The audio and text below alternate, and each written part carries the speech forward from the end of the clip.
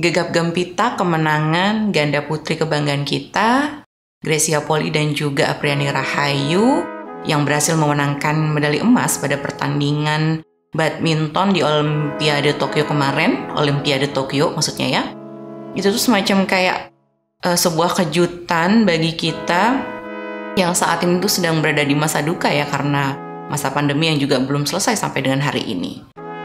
Tapi ada satu hal yang indah banget untuk di-capture di momen ini, di mana baik Grecia maupun Apriani dan juga mungkin hampir sebagian besar rakyat Indonesia yang menyaksikan dan juga mendengar berita kemenangan ini tuh sama-sama melakukan sebuah tindakan yang indah banget, yaitu bersyukur.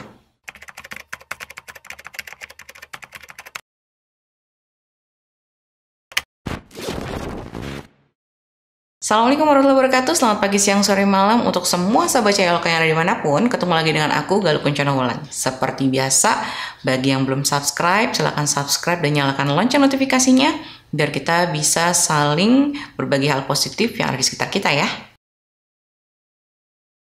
Secara spontan ternyata cukup mudah juga bagi kita untuk mengucapkan syukur atas segala nikmat yang kita rasakan ya teman-teman. Tapi kenapa ya di sisi lain bagaikan mata uang, pada situasi-situasi tertentu, terkadang kita sulit sekali mensyukuri apa yang sudah kita miliki saat ini. Begitu banyak yang kita keluhkan, kita sesalkan, dan juga mungkin ngerasa hidup kok gini-gini amat gitu ya, nggak sesuai dengan apa yang kita impikan dan juga inginkan. Ketika ngerasa hal ini, lama-kelamaan kacamata kehidupan kita tuh jadi kelihatan buram ya dari hari ke hari.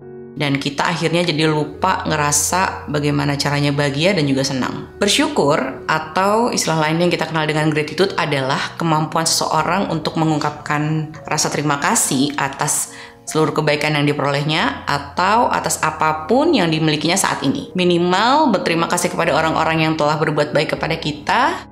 Dan di tingkat kedudukan paling tertinggi yaitu berterima kasih kepada Tuhan Yang Maha Esa. Sebenarnya kajian tentang bersyukur ini teman-teman merupakan bahasan lama yang sudah dibahas di bidang ilmu agama dan juga ilmu filsafat.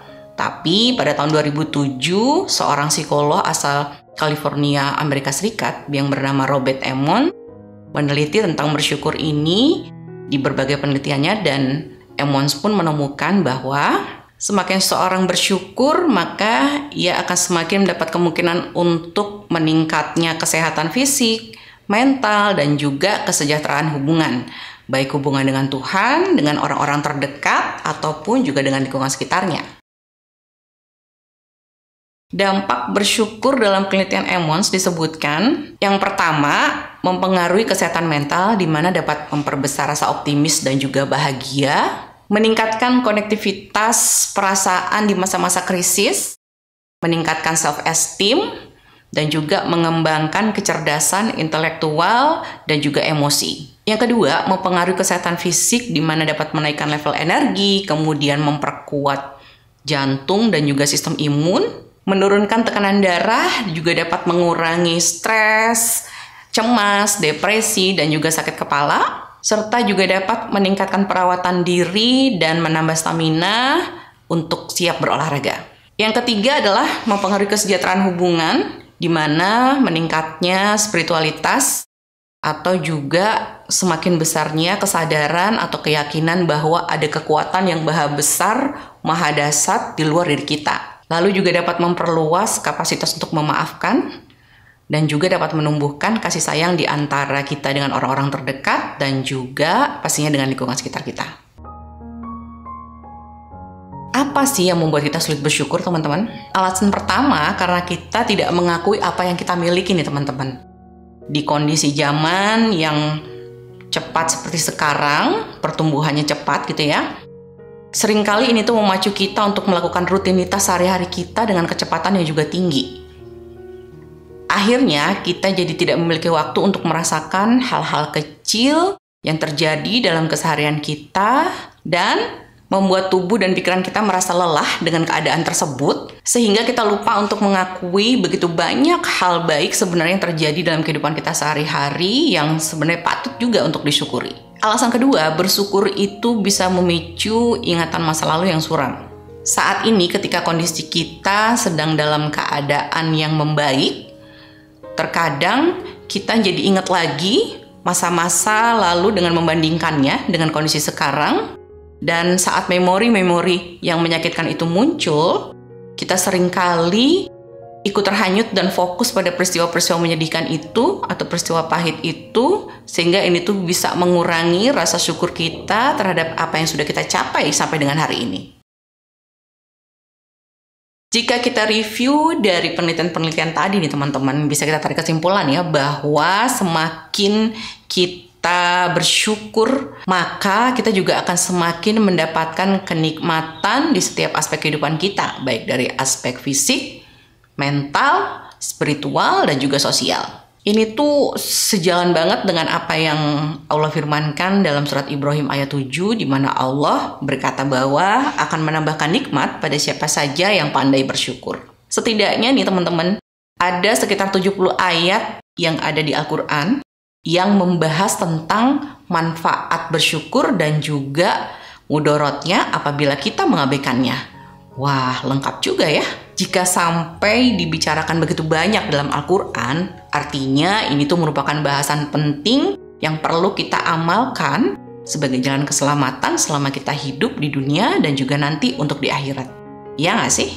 Ketika setiap peristiwa, baik itu yang membawa kebahagiaan ataupun kesedihan dan kepahitan, dan kita jadikan ini sebagai jalan ninja kita untuk menemukan makna hidup, maka wajar juga ya kalau Allah memerintahkan kita untuk selalu bersyukur di setiap keadaan. Ketika kita mendapatkan kebaikan, maka itu merupakan rahmat dan karunia Allah yang luar biasa besarnya kepada kita, dan kita pun wajib bersyukur. Sebaliknya, saat kita dihadapkan pada kondisi-kondisi yang pahit, maka ini tuh seperti diberi kesempatan ya sama Allah agar kita bisa membersihkan diri, bertobat, dan juga bisa berproses untuk menjadi diri yang lebih kuat lagi dan lebih tangguh lagi. Dan kita pun pada akhirnya juga harus bersyukur dengan keadaan ini. Seperti seekor ulat yang rela harus berproses menjadi kepompong dulu sebelum menjadi kupu-kupu yang punya sayap indah. Manfaat bersyukur dalam pandangan Islam nih teman-teman. Salah satunya, yang pertama, disifati sebagai seorang mukmin. Yang kedua, menjadi penyebab datangnya ridho Allah. Dan yang ketiga, menjadi penyebab selamatnya dari azab. Keempat, menjadi penyebab bertambahnya nikmat. Dan yang kelima, mendapat ganjaran kebaikan baik di dunia maupun di akhirat. Wah, Masya Allah. Banyak sekali ya ternyata manfaatnya.